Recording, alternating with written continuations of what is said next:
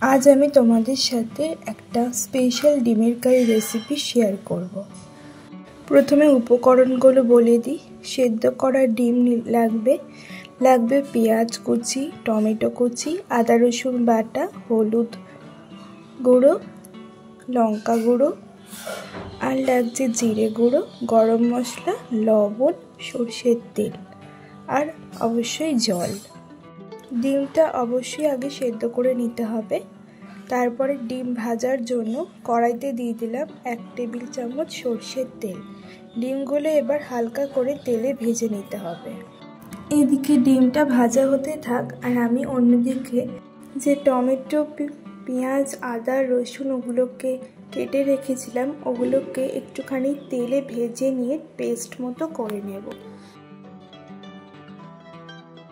ডিমটা ভাজা আমার হয়ে গেছে। এখন আমি ওই তেলের মধ্যে দিয়ে দেবো গোটা গরম মশলা আর দিয়ে দেবো জিরে ফোড়নে। আর এখন দিয়ে দেবো ওই বেটে রাখা মশলাটা, যেটা এক্ষুনি বাটলাম। মশলাটা দিয়ে ভালো করে কিন্তু তেলে ওটা কষিয়ে নিতে হবে। আর কষানোর আগে কিছু মশলা দিয়ে দেবো, যেমন হলুদ, লঙ্কা, জিরে গুঁড়ো এগুলো দিয়ে দেবো। দিয়ে ভালো করে মশলাটা কষাবো যতক্ষণে মশলা থেকে তেলটা একদম আলাদা হয়ে যায়।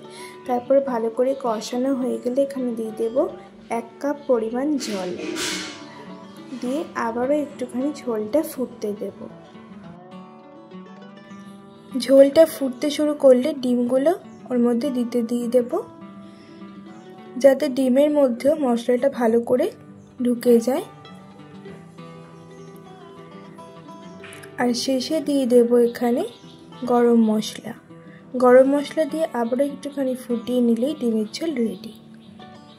এই ডিমের ঝোলটা কিন্তু গরম ভাতের সাথে দুর্দান্ত লাগে খেতে। তোমরা অবশ্যই একবার হলে বাড়িতে ট্রাই করে দেখবে আর আমাকে অবশ্যই কমেন্টে জানাবে যে তোমাদের কেমন হয়েছে রান্না। আর তোমরা কিন্তু অবশ্যই চ্যানেলটা সাবস্ক্রাইব করে দিও এরকম আরও ভালো ভালো রেসিপির জন্য। আর শেয়ার করে দিও, পারলে অবশ্যই একটা লাইক করে দিও।